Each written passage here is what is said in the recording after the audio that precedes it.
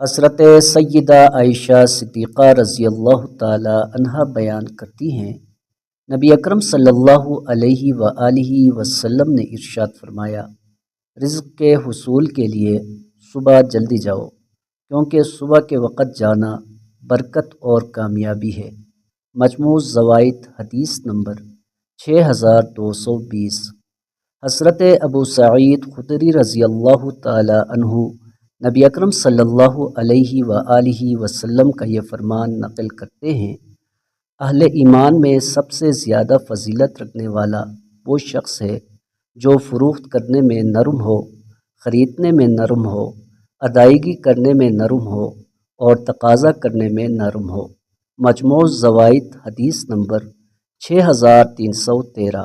حضرت عبداللہ ابن عباس رضی اللہ عنہما نبی اکرم صلی اللہ علیہ وآلہ وسلم کا یہ فرمان نقل کرتے ہیں، اے اللہ، تو میری امت کے لیے جمعرات کے دن ان کے صبح کے کاموں میں برکت رکھ دے۔